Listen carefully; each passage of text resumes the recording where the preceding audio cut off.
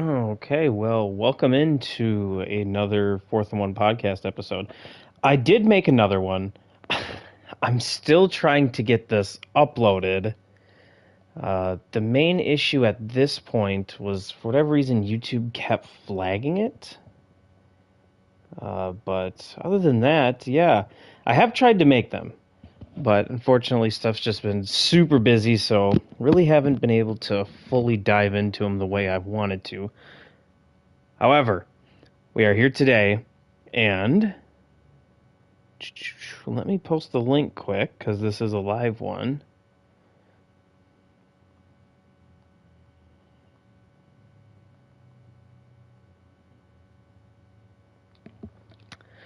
We'll get into this. I wonder if I can upload it again while I'm streaming.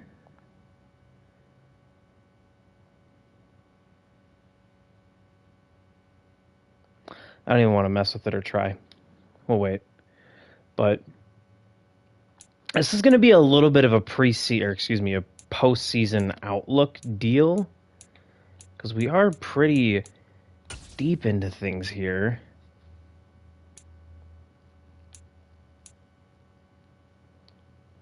Oh. Whoever said, yo, I don't know who that was. I totally just turned my TV off by accident by setting my phone down.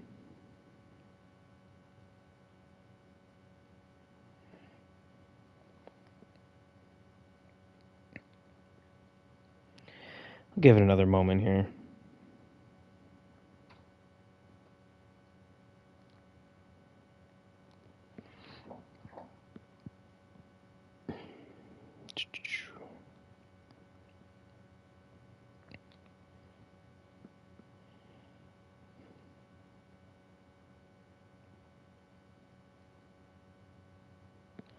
Okay, perfect.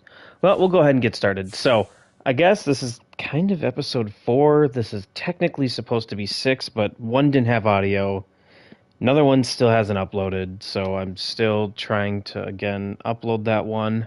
However, either way, this one's here. So, however, this one's here, and we're good to go. So, I guess to start, a lot's happened since our last podcast. Now, I did the one I'm still trying to get uploaded. I did the podcast right after where was this? Right after my game against the Eagles. So it was a couple weeks ago, I believe. It was that or the Packers, right in there, because I think it was it was right after there. So it was maybe about a week or so ago that I tried, like real life week ago, that I tried to record it. So, because I'm pretty sure it was last Friday. It was last Friday or last Saturday morning. One of the two. Or maybe it was, no, it was Sunday morning. Last Sunday morning, I tried to record it. So I did one a while ago. Since then, a bit's changed. I kind of went through in that podcast and predicted out the winners. And again, I'm still going to try and get that up. But now there's not a whole lot of things to predict scheduling wise, because we know most of it here. So we'll do kind of week 17 first. And as we get this all loaded up here,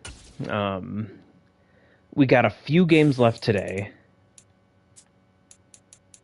Cowboys, Titans, I don't know if this one's a forced win or not. I don't. A 7-time playing the game. So the Cardinals beat the Falcons. The Panthers are getting the forced win. The Commanders are getting the forced win. That's being played. That's a sim. And this game is currently underway right now. Packers are winning this one, so I think it's going to stick. And then the Raiders, 49ers, it does not matter because they both are out of the playoffs. So we go into week 18. Bucks, Falcons. Bucks are going to be at, I think, 6 wins right now. Falcons will be 10-6. I think Falcons get the win to advance to 11-6. Patriots, Bills, I think Bills win. While I have this going here, let me pull up Neon just so I make sure everyone's records are correctly accounted for. Okay, so the Bills will win to improve to 11-6 as well. Vikings, Bears, this game is kind of meaningless. I think for the most part I'll have the 2 seed locked up, I believe. But either way, kind of meaningless. If I win, I'll improve to 13-4. A loss goes to 12-5. Lions, Packers, potential relevance here because if they win and they hang on and beat the Vikings and they win this week 18, I believe they have tiebreaker over the Giants. So that could put them into the playoffs. So the Packers need to win this game. Lions can win to spoil an upset. Now, if they are 9-8, the Lions are 9, they being the Packers are 9-8, the Lions are 9-8, and the Giants are 9-8, and the Cardinals win their final game and go 10-7, and the Rams win their final game to go 10-7, that means that Relic and the Cardinals would slot into the 7 seed and kick out all 3 of those teams. But I don't know who has tiebreaker. Green Bay and Arizona. I don't know who has tiebreaker. Giants in Arizona. I don't know any of that. So it's all kind of weird and a kind of jumbled mess here. Who can come down here? Likely scenarios: if Green Bay wins and no one else wins, they're in. If Green Bay and the Giants win, Green Bay's in. If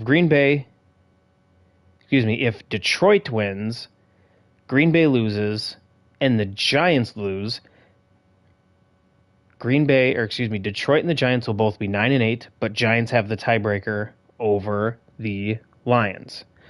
Packers, I believe, also have tiebreaker over the Lions. So the Lions need it. I think the Lions are technically eliminated at this point. Could be some weird tiebreakers, but I guess the most likely teams would be Packers 1, Giants 2, Cardinals 3 for the 7th seed. Cardinals, if they went out and the Lions lose week 18, then the Cardinals go to the 4 seed as the division winner. Granted, the Rams won't lose week 18 because they play Shiloh, as we'll see sooner. Or as we'll see later. Excuse me. Texans, Colts, kind of an irrelevant game. Wheezy's going to tank and lose this game. Turtle's going to win, but meaningless for him. He's got the division locked up. Meaningless game. I'm not going to go over it. Dolphins will win to improve to 15-2. Now, they don't have any reason to play guys this game. They already have the 1 seed locked up. There's no reason to really play. If I were him, I'd play my guys maybe a quarter or a half and then cut it there.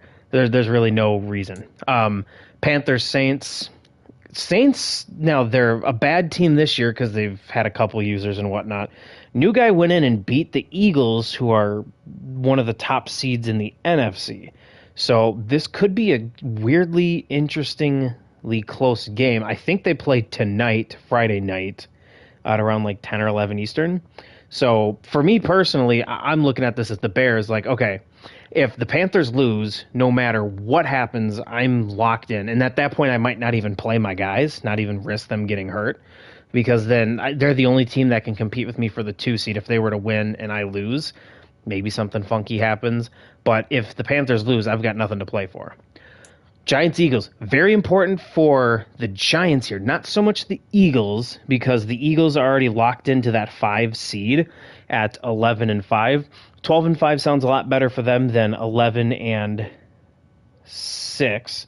Now, I will say there's a chance they could move down to the 6th seed looking at this if they lose and the Panthers and Falcons win. I don't know who has tiebreaker over them, but I think for the most part they're at the 5, but things could change. So Giants, however, they need a win. They need a win and the Packers to potentially lose. So this game is pretty important for them. They did upset the Eagles earlier, a few weeks ago, week 15 or 14, whatever it was. Daniel Jones threw 6 touchdowns, no picks. So Giants are in a must-win game and need a little bit of help from the Lions. Browns, Steelers, kind of irrelevant. Browns are whatever. Steelers 11-5. Now, a win guarantees the division for the Steelers. If they lose, or a Bengals loss. If they lose and the Bengals win, now the Bengals are going to jump back into the lead with the division, and the Steelers will slot down. They could honestly be the 7th seed if you think about it, because they're not going to catch the Chargers. They do have the tiebreaker with the Bills, but if they lose and the Bills win and then the Bengals win, now they'll have the worst record of the wild card teams and go all the way to the 7, and then they'll be playing Kansas City or the Chargers in the first round on the road. Um, I think this game's a sim or a force win Commanders. I don't fucking know at this point. But Commanders don't need this game. They're 14-1, going to be 15-1 after their force win, so they're going to coast into the playoffs. Chargers, Broncos. Chargers needing a win and a Chiefs loss to take the division. So that kind of has implications. Otherwise, they're going to be 12-5, pretty much locked into the 5 seed, I think, because I don't know who's got tiebreaker. I don't know who's tiebreaker between the Bills and them. I don't think they played.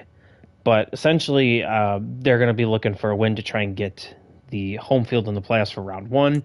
Same thing, Raiders, Chiefs. Chiefs clinch the division with a win or a Chargers loss. Rams, Seahawks. Rams clinch the division with a win or a Cardinals loss. Cardinals clinch the division with a win and a Rams loss. Ravens, Bengals. Ravens eliminated from the playoffs, unfortunately. Bengals, however, clinched the division with a win plus a Steeler loss. Already clinched into the playoffs. However, if they lose, they are guaranteed to be the 7 seed, and they will face either the Chiefs or the Chargers in round one on the road. So, kind of a little bit of a wild card there on what's going on. If I had to pick things of who I think is going to win, I think the Falcons win. I think the Bills win. I think the Packers win and make the playoffs as the 7. I think the Panthers end up pulling one out here and winning. I think the Eagles win. I think the Bengals and Steelers both win. I think the Chiefs and Chargers both win. So if that were to happen, we'll kind of go through the playoffs. We'll look at the playoff picture here. This is what it currently is now. I think when things are done, we'll start on the right side, the NFC. Commanders will have the 1 seed. Bears the 2. I don't know who has... I think the Falcons will get... No, because they're going to lose, and the Panthers are going to win. So Panthers will get the 3 seed. Rams will get the 4 seed. Eagles will get the 5 seed. Falcons will get the 6th seed. And then the Packers or Cardinals, because let's look at their tiebreaker before we go any further, because that's going to bother me. I want to know who the hell would make the playoffs in that scenario. Did they play? God, I swear they played last year. In Packers Cardinals. God, I don't know. I don't know who would win. We're going to have to look into standings to kind of look down some tiebreakers, because they don't have head-to-head, so that means it's going to come down to conference and division record, I believe. So, standings, NFC,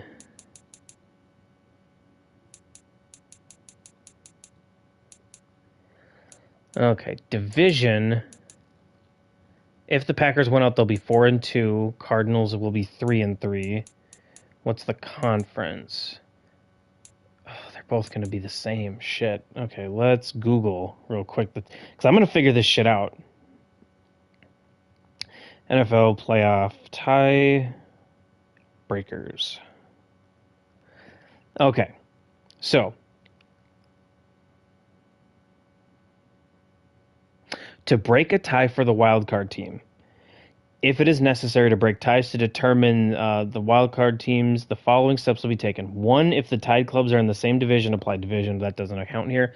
If the tied clubs are from different divisions, apply the following steps. 1, head-to-head if possible.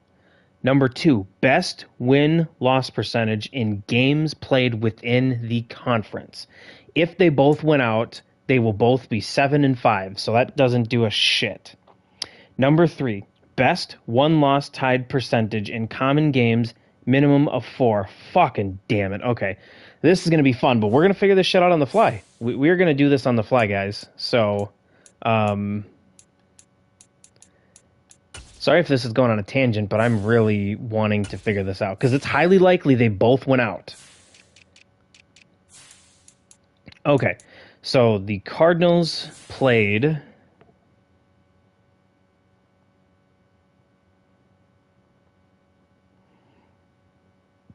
Okay, let's take a look. They played this year the AFC West, the NFC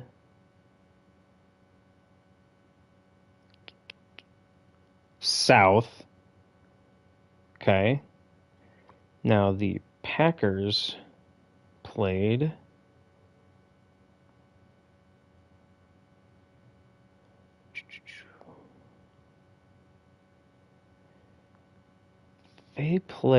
the AFC South and the NFC East. Okay, so AFC West does not matter. Now, in common games, what's going to help is the Packers played which NFC West team? They played the Rams, but they beat the Rams. Ooh, that right there I think is going to do it. I'm not going to go super, super deep, but I think that win over the Rams is going to be what does it. Otherwise, they didn't play the Falcons. They both played the Bucs. So the Packers beat the Bucs, and the Cardinals, I believe, also beat the Bucs. I don't know why I'm looking here at this schedule, but yeah. Well,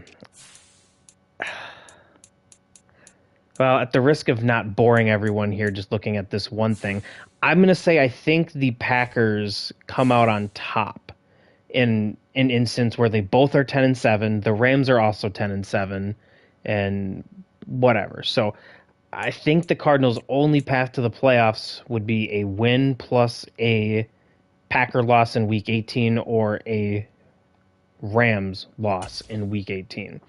So that'll give us 1 Commanders, 2 Bears, 3 Panthers, 4 Rams, 5 Eagles, 6 Falcons, 7 Packers. So you'll see a Bear-Packer matchup. You will see a Panther-Falcon matchup and a Ram-Eagle matchup. These will all be the same. Just switch the Packers for the Giants and then flop the Falcons-Panthers just on your screen for the 3 and 6 seed. Over to the AFC side of things. So I believe the actual order will end up being 1, obviously, is going to be the Dolphins. 2 will be the Chiefs. 3 will be the Steelers. And 4 will be the Colts.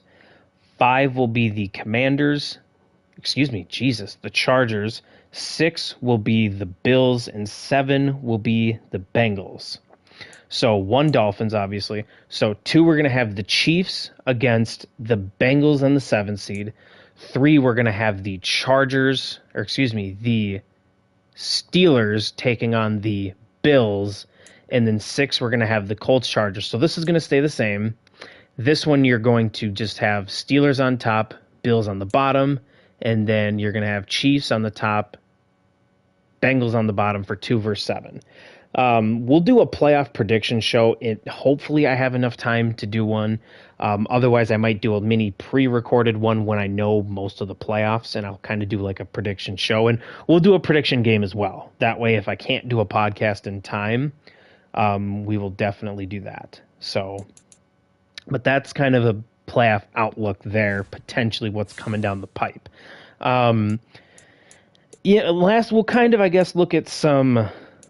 let's look at the awards here. That's going to be the main thing, as well as kind of see who's winning what. So we'll go yearly awards. MVP is Aaron Donald, James Cook, Montgomery, Harris, CMC, Fields somehow up there. Coach of the year is huge erection. Cody, Narwhal, Rob, me. Okay, all right. Respect to Jimbo and Proto at the Giants, Jimbo and the Lions. Respect to them, man. They got 2 of the absolute most shit show rosters. They didn't have a ton of, I guess, players to kind of shell off to improve a ton of other areas on their team, and they're both going to potentially finish with winning records, or Proto will, but Jimbo might finish 8-9, but that's a really good first season with those rosters. That is something to build on for the cycle. We'll look at the AFC awards here real quick. Najee Harris, Travis Kelce, Keenan Allen, top 3 for Offensive Player of the Year. Xavier Howard, Minkah Fitzpatrick, Logan Wilson for Defensive Player of the Year. Rookie of the Year, John Mechie and Calvin Austin. Defensive Rookie of the Year, Nick Cross, Daxton Hill, and Kyle Hamilton. Quarterbacks, Josh Allen and Tua. Running backs, Harrison Eckler, Keenan Allen, and Mechie at receiver. I don't care about O-line. Christian Wilkins, Gregory Rousseau, Myles Garrett, and Chris Jones for D-line. TJ Watt, Judon, Logan Wilson for linebacker. And this is what fucking pisses me off. 2 edge rushers here for the linebacker. Interior D-line, edge rusher for the D-line. Like, can we, for fucking once, figure out how to have proper positional terminology for awards? Like, please, just fucking for once, can we do this? God, or do it by archetype. This one could be best power speed rusher. One can be like best D tackle, and then the other one can be best like linebacker that's like field general, pass coverage, or run stopper. It's just so fucking annoying because the best linebacker, Logan Wilson, should get some props and some love, but he's not going to because 2 fucking edge rushers are ahead of him. Or Gregory Rousseau being the best edge rusher on like the D-line type guys, but he's going to get out fucking matched by a fucking interior defensive line because the game can't handle 3-4 versus 4-3. End rant. Xavier Howard going to walk away with corner of the year, DB of the year. That's another thing. Can we have corner and safety of the year awards? Can we have every position? Like, why do we just do like this small, minute shit? There's no tight end. Do tackle of the year, interior O-line of the year. Do fucking returner of the year. I don't give a shit. Just something. NFC, best kicker still Cairo Santos. Offensive player of the year right now, David Montgomery. Matt, I told you when I looked, he fucking was ahead of me. We had this fucking argument about that. I told you I wasn't fucking losing my shit. And it was on the other podcast I recorded too. So I didn't want to fucking hear how I was like making shit up or blind. I told you. James Cook, they're going back and forth. Cook will probably finish with it. Jamison Williams also, he's got a chance to bump up as well if he has a big week 18.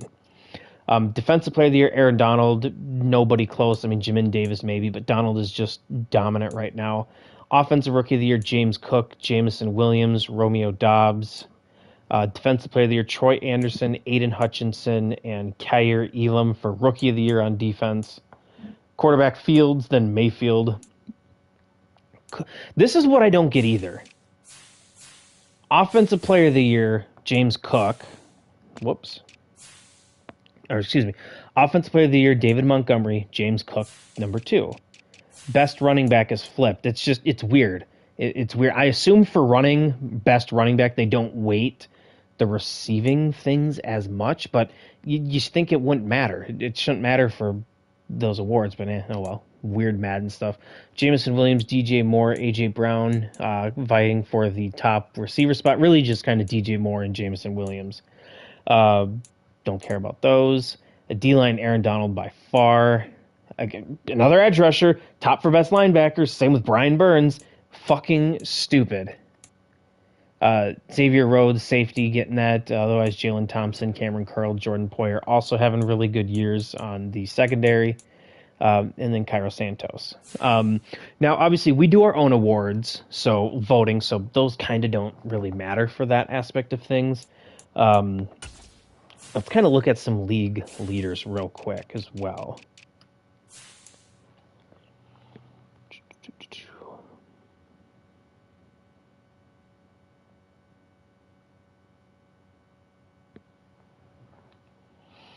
Okay. So, yards is Burrow, Allen, Mayfield, Stafford, Fields. Attempts, Stafford, Burrow, Bridgewater, Mack, Trevor. Damn. I used to be dominating in this. I just started to run more. Completions. Okay. Give Murray some props.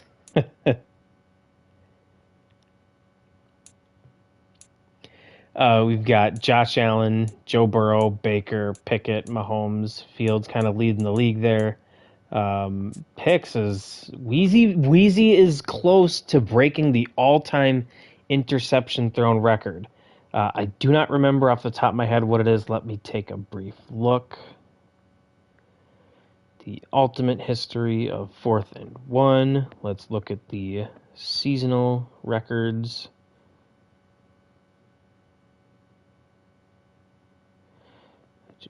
Okay.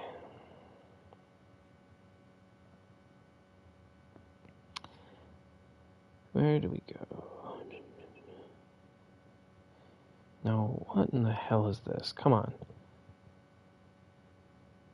Ultimate history. I clicked on Madden 21. All right, so statistical records, interceptions thrown is... Oh, it's 57 for the number 1 slot. Never mind. Wheezy, throw 8 picks. That's what we're hoping here. Now, we do have... Trevor Lawrence has already made the cut. If Trey Lance throws 1 more, he will make the cut. If Mac Jones throws 4 more, same with Teddy Bridgewater, he will make the cut. So we've potentially got a bunch of interception guys who are going on there. 2 for sure right now. 1 highly likely. I think Dove throws 1 pick in his next 2 games. So definitely highly likely. Top completion percentage, that's not some bum-ass backup who hardly plays, would be Justin Fields at 74%. Yeah, let's go to the run game now. James Cook, pretty dominant in terms of just leading the pack. Now, I will say, other guys aren't as far back as we potentially had envisioned, but still there. Touchdowns is Cam Akers at 22, Christian Cook at 20, James Cook and David Montgomery at 19. Fumbles... Cam Akers has 5 fumbles. Teddy far and away ahead at 15 fumbles. Man, he also had like 39 interceptions, 36 interceptions, some shit like that. So, ton of turnovers by Teddy. Broken tackles, Najee, Nick Chubb, Aaron Jones, David Montgomery up here. Oh, the shit back Montgomery, top 4 in broken tackles. Interesting. It's had the longest rush. Swift with a 97-yarder. Holy Mickey. So, reception leader, John Mechie, number 1 at 101. Cooper Kupp at 89. David Montgomery, 86. Keenan Allen, Kadarius Toney, Jameson Williams, Jamar Chase, Mike Evans. Yard leaders, Jameson, Keenan Allen, Cooper Kupp. Now, normally we see a bunch of receivers potentially with over 100 yards per game, but this year no one had over 100 yards per game receiving, which is pretty impressive and pretty good. So we'll take that. Touchdowns, though, we've got a couple people. We got a person at 20, another person who will probably get over 20, so or at least 220. So rack, who are the rack leaders? David Montgomery at 608, Keenan Allen 504, Waddle at 486, Kupp at 466, Harris at 442. Longest touchdown, Hunter Renfrow and Tyrell. Hunter Renfrow at a 92-yarder. What has he got? Like 85 speed? 80. Come on, man. You let this fucker cook you for 92 yards. Come on. That's just bad. Blocking. I guess we can just see who's giving up the most sacks. And yeah. Well, okay. I thought maybe it'd be like the CPU team made sense, but Pipkins and Steele? Sheesh.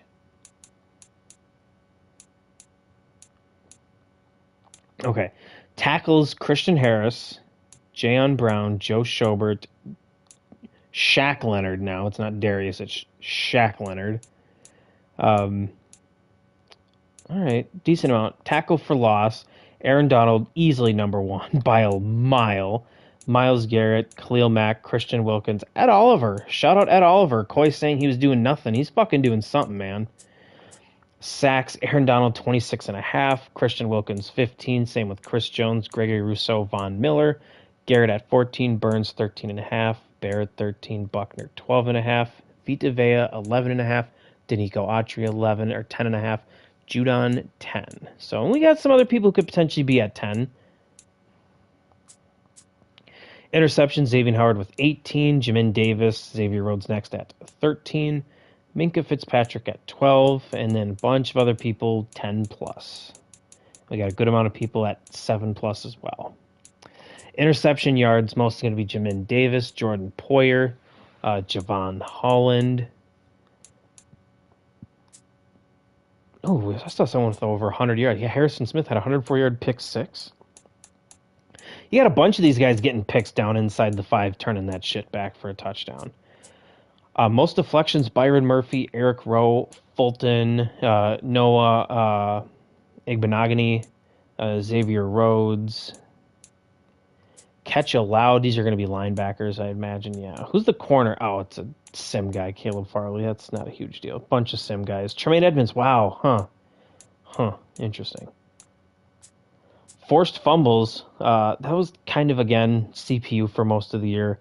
Bobby Wagner, CPU most of the year, CPU. Troy Anderson, Aaron Donald, Bobby Okikeri.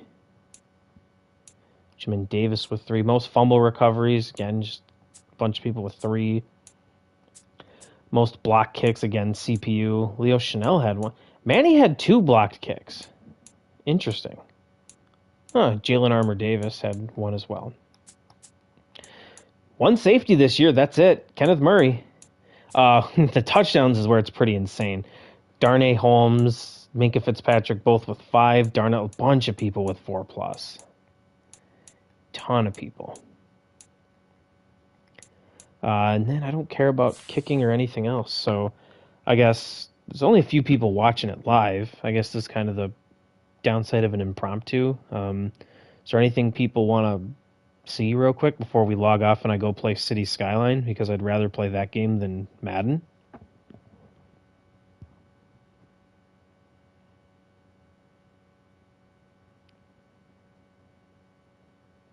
Give it a moment here to see if anyone has anything they want me to go over.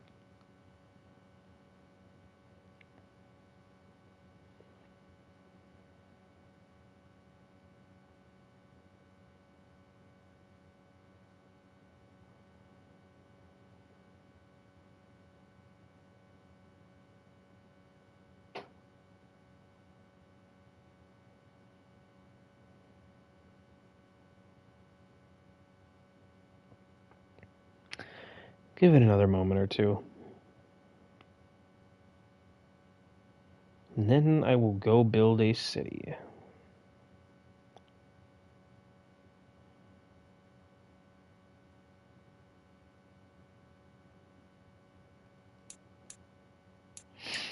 You know, while we're here, actually, let's look at 2 more things, and then we'll head out, because no one else has really got anything.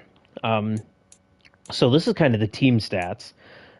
Total yards, which includes return yards and everything. Bengals, Steelers, Bills, Eagles, Chargers. Total offense itself, Steelers, Bills, Rams, Chargers, Bears. Passing yards, you got these teams as well. The worst passing team, the Falcons, Commanders, Colts. It shows that if you're bad at passing, it doesn't mean you don't have a shot at the playoffs. What I will say is if you are bad at running the ball, you really don't have a shot. These 4 teams, all terrible teams. But then you got to look. Bills, Bengals, Panthers. 3 teams in the playoffs that are completely one-dimensional, which, yeah, honestly, if you go like the history of 4th and 1, those one-dimensional teams typically get decked right away in the playoffs, because in the playoffs you're getting everyone's A game, they're ultra, hyper-focused in and all that shit, and they're going to take that away, and they're going to make you try to play, with your left hand there, both hands behind you tied your back kind of a way. So yeah, I would look for these 3 teams to potentially struggle very early, because if your one thing you do well is not hitting on all cylinders, that could definitely spell a recipe for disaster. Best run teams, Falcons, Broncos, Eagles, Steelers, Chargers. Worst points per game. Again, if you don't score points, you don't have a chance at making the playoffs. So these are kind of the worst teams here scoring. And then top teams, Panthers, Dolphins, Chargers, Eagles, Steelers, Bills, Bengals, Bears. Commanders all scoring over 30 points per game. Fewest passing touchdowns, Jags.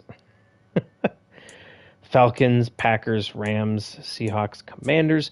Most you've got Bills, Bengals, Panthers, Steelers, Chiefs. Rushing touchdowns, fewest. Again, if you don't score touchdowns on the ground, you also aren't making the playoffs.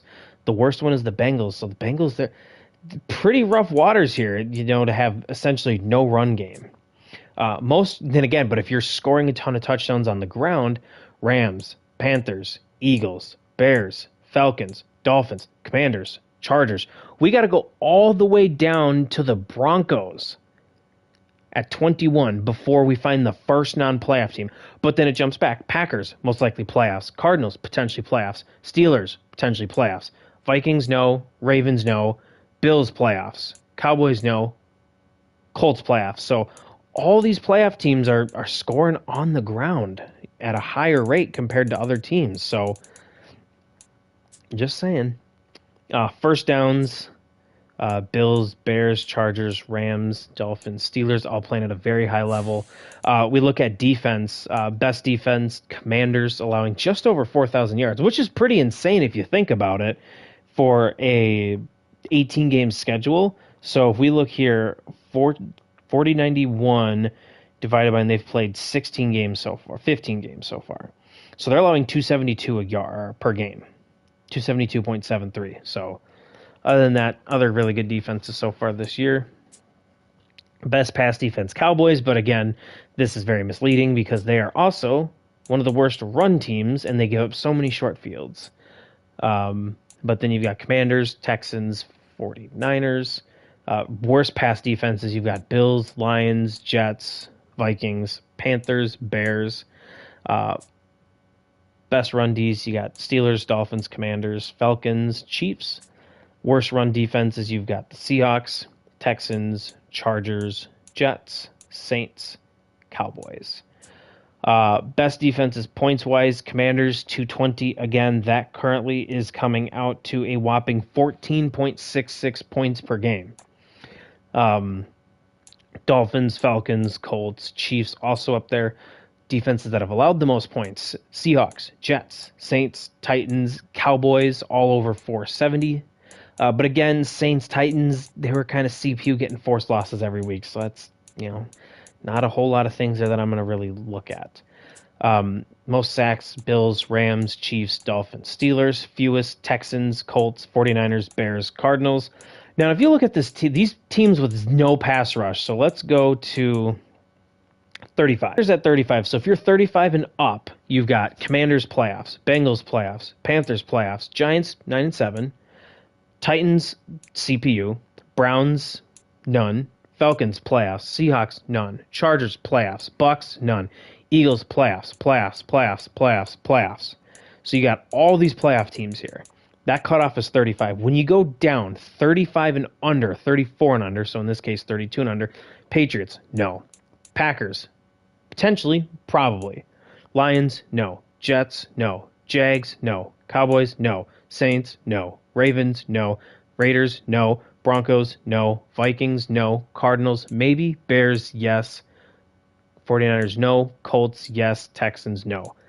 If you ain't got a pass rush, you ain't winning shit. So that's essentially what this is coming down to. Other than the Colts, Bears, and potentially Packers, all the playoff teams have 35 or more sacks. Fumbles, I don't care. They're so lucky.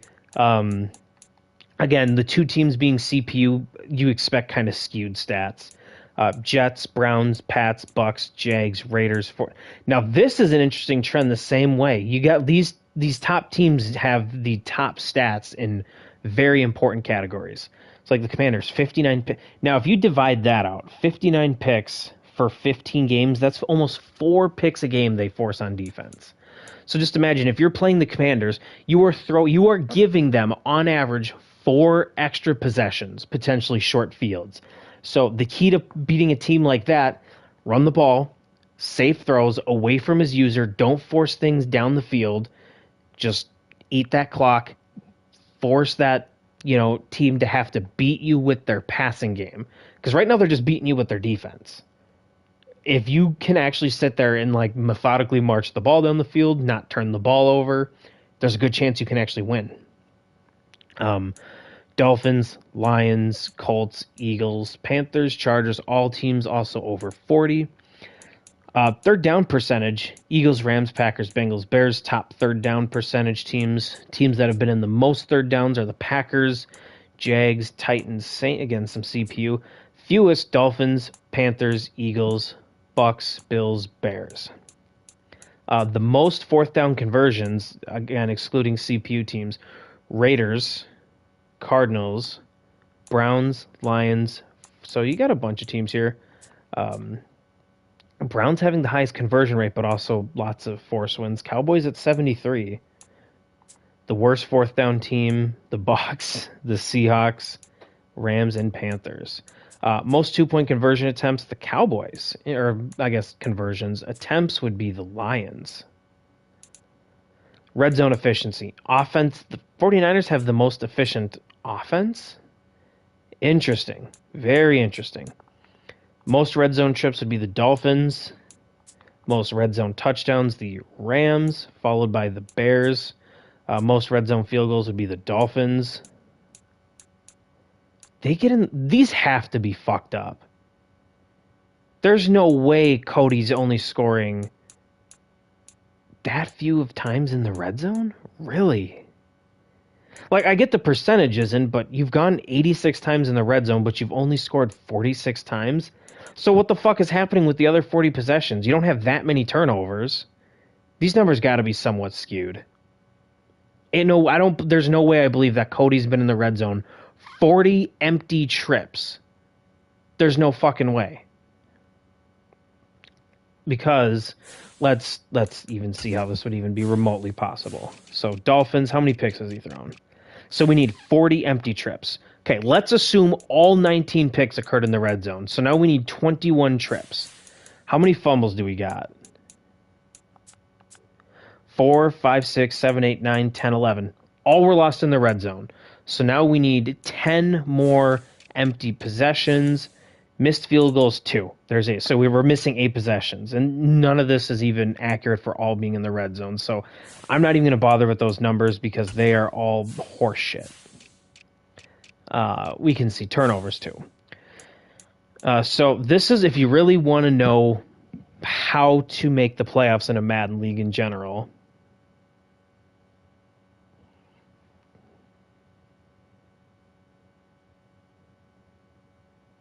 Sorry, that was I just saw Jimbo's thing. If you want to know kind of like what the standard is, just go look at the turnover differential. So here we go. Here are all the teams that are positive. Chiefs, playoffs. Cardinals, potentially. Broncos, no, but they've also had a good amount of sims due to the hurricane down in Florida. Playoffs, no. Playoffs. So you have a positive turnover differential, good chance you're going to be in the playoffs.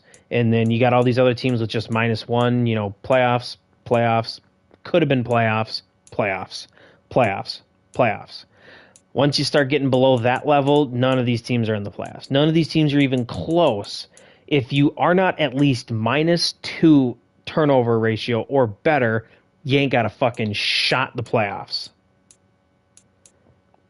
So, and they can come in a multitude of ways. So fumbles lost, Cowboys top of the 13, interceptions, top 51, ways to keep that down are interceptions. Those are the number one way to keep your turnovers down because fumbles, you can't necessarily control that. It's kind of a, when we say, and I joke with Nick about turnover luck, especially when Madden with fumble, it's kind of lucky. Hit stick you can kind of avoid. Don't throw right at a user. Don't try and make some jukes. But, there's some things that are kind of unlucky bounces. Sometimes you recover them. Sometimes you don't. So fumbles aren't entirely in your control. Interceptions, for the most part, completely are. Make better reads. Don't have shit decisions. But anyways, I am going to go play City Skyline. We've got one person watching. I'm not going to fucking talk to myself unless I'm going to upload the video later. So I'm going to head out. Maybe I'll do another one of these here before the playoffs. We'll definitely try and do a playoff show. And then hopefully I will continue back on my Bears team content. Just going back to school's got some pretty tough schedules and stuff. And I just like playing my city builder game. So fuck Madden, I'd rather play that. See ya.